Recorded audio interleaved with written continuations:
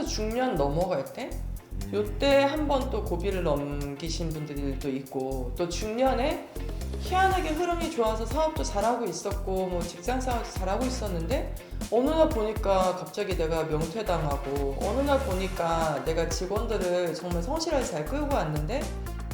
네, 안녕하세요 선생님. 안녕하세요, 방은미TV의 방은미 만씨입니다. 네, 반갑습니다 선생님. 네, 오늘은 우리 2023년 개묘년 용띠분들의 운세에 대해서 이야기해 볼 시간이에요. 네.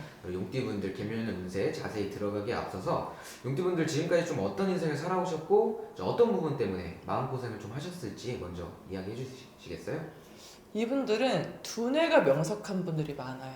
그래서 잘 풀린 분들은 학교에서 교수님을 하거나 아니면 어떤 그 장급의 위치에, 우두머리의 위치에 있는 분들이 많고, 그런데 잘 안 풀린 분들은 언변은 좋은데 과욕을 부리다가 약간 조금 이상한 길로 좀 빠지신 분들이 많은데, 용띠분들은요 해외 사주들이 많아요. 이건 이제 제가 조금 더 풀어서 말씀드리자면, 내가 초년에 아예 해외에 나가거나 아니면 누군가의 사업을 돕겠다고 뭐 해외에 나가거나 이렇게 사신 분들은 희한하게 바다 건너서 내가 다른 나라를 갔더니 나를 좀 돕는 사람이 많아서 나는 정작 쥔 돈이, 큰 돈이 없었는데 큰 성공을 이룬 분들이 많거든요. 그래서 실제로 미국이나 뭐 호주나 어떤 뭐 약간 그런 영어권 나라들에서 부동산이나 이런 좀 이런 쪽으로 큰 돈 버신 분들도 많았고요. 저랑 이제 전화 상담하신 분들 중에. 네네.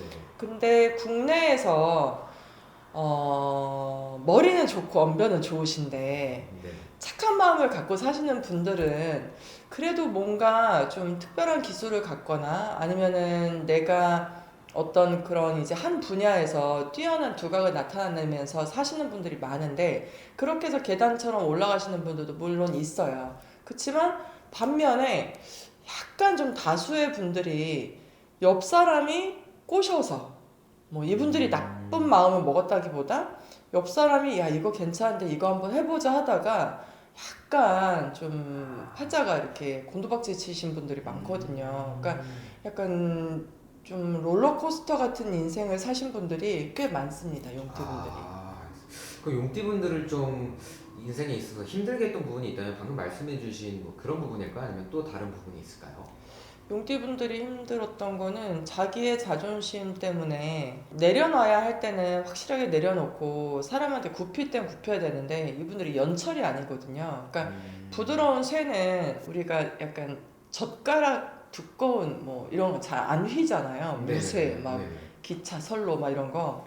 근데 이런 좀 성격을 가진 분들이 많아요. 그래서 겉으로는 언변이 좋아서 굉장히 사람이 좋아 보이지만 정작 나한테 중요한 상황에서는 어떤 그 도움을 받을 때 살짝 굽히는 거 못해서, 뭐 손바닥 비비는 것까지는 아니어도 약간 나 좀 도와주세요 하는 그 이야기를 잘 하지 못해서 위기를 못 넘기고 좀 주저앉았다가 다시 실패했다가 다시 도전하고 또 실패했다가 도전하고 이런 분들이 꽤 많습니다. 그래서 내가 자존심을 떠나서 나의 자존심을 부리기보다는 좀 주변 사람들한테 때로는 도움을 요청하는 부분에 있어서 일단 한 번만 해보면, 처음 한 번이 좀 어렵지 두 번째부터는 좀 쉽거든요. 그리고 함께 살아가는 세상이니까 너무 그것 때문에 마음고생 안 하셨으면 좋겠어요. 용띠분들이 그럼 아무래도 약간 우두머리 기질 그런 게 있나 보네요. 보스 기질이 있죠. 이분들이 찐이죠. 네, 이분들이 찐입니다. 네. 그 용띠분들 뭐 크게 이제 인생을 나눠보면 초년, 중년, 말년 이렇게 있잖아요, 선생님. 네. 좀 어느 시기에 용띠분들이 좀 마음고생을 많이 했을까요? 이분들은 초년, 중년, 말년을 볼 때, 초년에서 중년 넘어갈 때 요때 한번 또 고비를 넘기신 분들도 있고, 또 중년에 희한하게 흐름이 좋아서 사업도 잘하고 있었고 뭐 직장 생활도 잘하고 있었는데 어느 날 보니까 갑자기 내가 명퇴당하고, 어느 날 보니까 내가 직원들을 정말 성실하게 잘 끌고 왔는데 공장이 조금 뭐 회사가 좀 위기가 찾아오고 뭐 이렇게 사신 분들이 많아요. 그래서 변덕스럽게 직업을 바꾼 게 아니고 흐름이 좀 안 좋을 때 약간 좀 운기가 바닥을 치고 위기를 잘 극복했으면 좋겠었는데 극복 못하신 분들이 많죠. 정작 정말 중요한 순간에는 좀 운이 잘 안 따라줬던 그런 경우가 그쵸. 많나 보네. 네. 알겠습니다. 그러면 올해 개묘년 운세는 좀 어떻게 보이세요, 선생님? 개묘년은 이분들 운세가 좀 배우자가 있으신 분들은 잘 들으셔야 돼요. 배우자하고 약간 불화가 좀 있으신 거 있거든요. 근데 재물의 흐름이나 이런 부분은 되게 원만하고 그리고 내가 생각했던 흐름대로 잘 흘러가는데 또 인간관계에 있어서도 쓸데없는 구설이라든지 이런 게 보이진 않아요. 근데 배우자와의 관계에서 불화가 생길 수 있다. 그리고 두 번째는 뜻하지 않게 관제 송사가 좀 비칠 수 있다. 그럼 작게 보면은 지나가다가 나랑 뭐 신호를 잘못 봐서 뭐 약간 접촉사고라든지 이런 것들도 이제 경찰서에 가는 것 자체가 관제 송사거든요. 그런 일들이 생길 수도 있고 또 크게 보면 내가 하고 있는 일에 있어서 어떤 문제가 생긴다든지 이런 부분들이 좀 들어와 있습니다. 알겠습니다. 그러면 용띠분들 좀 올해는 좀 이게 힘들 때 이게 중요한 기회를 잡으셨을 때 좀 이렇게 운기가 들어올까요?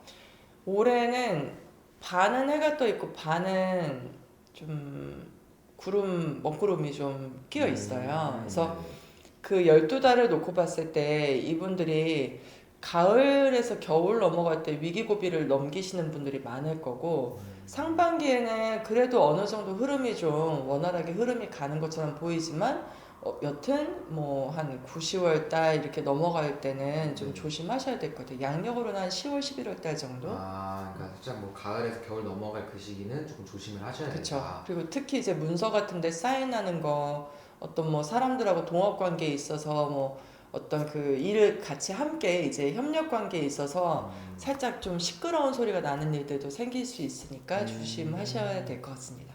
알겠습니다. 네.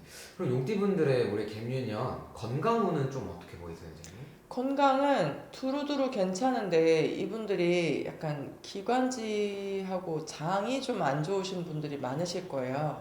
용띠분도 원숭이띠하고 용띠하고 쥐띠하고 지금 삼재입니다. 그래서 삼재이신데 올해 나 여기는 괜찮았는데 왜 이렇게 자꾸 기침이 오래 가지? 뭐 내가 이렇게 약간 기관지가 좀 안 좋지 않았는데 뭐 왜 이렇게 자꾸 불편하지? 뭐 잠잘 때 좀 약간 심장이 두근거리는 증상이 있다든지 그러면은 기관지하고 심장하고 그리고 장은 좀 예민해지실 수 있는 시기이기도 합니다. 알겠습니다, 선생님.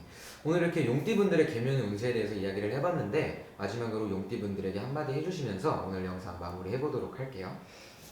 삼재가 들어와 있지만 사실 삼재 아닌 띠들이 모든 12달이 다 편안하진 않거든요. 그래서 그 위기, 고비가 어느 시기에 있는지 잘 정확하게 짚어서 보고 또 뭐 안 좋은 게 있다면은 그런 약간 예방이나 방법들도 좀 찾아보고 뭐 유튜브에서 보시든 뭐 저한테 개인 상담하셔도 좋고요. 그래서 항상 위기가 있는 시기가 있고 또 좋은 일이 있는 시기에 지혜롭게 사신다면 용띠분들도 그래도 올해 좀 무난하게 넘어가시지 않을까 싶습니다. 알겠어요, 선생님. 오늘 이렇게 용띠분들에 대해서 이야기를 해보았고 더 이제 오늘 점사를 들어보시고 더 궁금한 점이 있다 하시면은 직접 방문하시거나 전화 점사를 통해서 정확한 점사를 보면 되는 거겠죠? 그쵸. 용띠분들 특히 남자분들은 아마 방문 점사 보기 힘드실 거예요. 이분들 뭐 이렇게 무슨 남자가 점을 믿어 약간 이런 분들 있으시기 때문에 그러면 전화 주십시오. 그리고 괜찮으시면 방문 상담도 환영합니다. 감사합니다. 감사합니다.